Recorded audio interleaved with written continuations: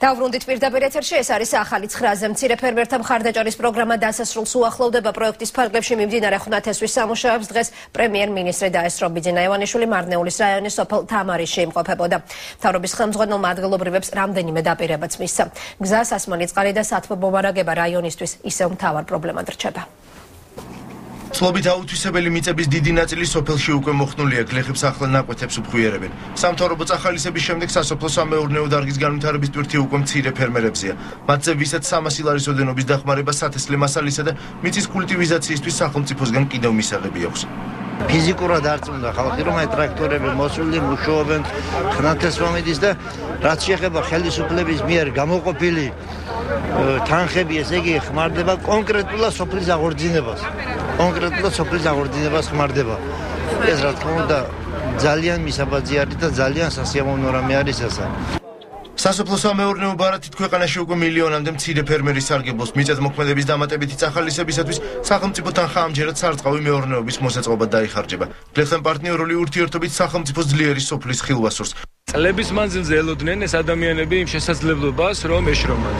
აი ხლა არის შესაძლებლობა მათთვის დაპირებულის ასრულება, რასაც დაპირდა მათ კოალიცია არჩევნების წინ, ეს სრულდება და ეხლა ალბათ ერთიღა დარჩა, რომ გამრჯი ადამიანმა თავისი შრომით მისთვის კუთვნილი მოსავალი მიიღოს, ღირსეული შემოსავალი მიიღოს თავისი კიდევ მეორე საკუთარი გარჯით.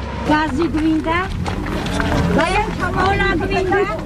აგროსამრეწველო თანადგომის მიუხედავად სოფელს ყოფითი პრობლემები ისევ მრავლად აქვს. ქვეყნის პროვინციები დღემდე მტკივნეულად აღიქვამენ საგზაო კომუნიკაციებისა და სათბობით უზრუნველყოფის არსებობას.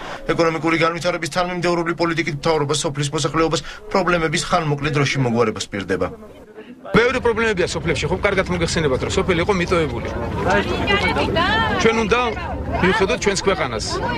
დავაბრუნოთ და მივცეთ საშუალება, რომ ღირსეულად იცხოვრონ საკუთარ ადგილებში, საკუთარ სოფლებში. 1,200,000 მეტი ქართველი საზღვარგარეთაა გასული ლუკმაკურის საშუალებლად. აი პირდაპირ მნიშვნელობით. ისინი არ არიან მაღალი კვალიფიკაციისთვის ასული. ევროპაში მართლა შეიძლება რომ ნახოთ უფრო მაღალი დონის საწარმოები და ამისთვის არ არიან გასული. ელემენტარულ პრიმიტიულ შრომას ეწევიან. პროვინციული რეგიონი, სადაც დღეს პრემიერ-მინისტრი სტუმრობდა საგანმანათლებლო დაწესებულების დეფიციტსაც განიცდის. მარნეულის რაიონის სოფლებს, სადაც მცხოვრებთა ნაწილს აჭარის ეკომიგრანტები შეადგენენ, სკოლა არ აქვს. ყოფილა თურმე პროექტი გაკეთებული, უბრალოდ რომელიც აშენდა კარდონით და ეხლა ბუნებრივია კარდონით და სათამაშო სკოლა არ არის კარგი, ხო და რა დაპირება მიეცით ბატონ გიორგი? დაპირება მივეცი, რომ ხვალვე ჩამოვლენ, ჩვენ ამას ჩავსვათ წელს საზაფხულო სამუშაოები ექნება ძალიან აქტიური სამინისტროს სამშენებლო და სარემონტო და შესაბამისად ამას ჩავსვათ ჩვენს სიაში. ბაზისური დახმარების შემდეგ ხელისუფლებას რეგიონების მოსახლეობის აქტიურობის იმედი აქვს. ტრადიციული მიწათმოქმედების კულტურამ სოფელს სტიმული უნდა მისცეს. ეკონომიკური ბიზგი, რომელიც გლეხებს დამოუკიდებლად განვითარების სურვილს გაუჩენს.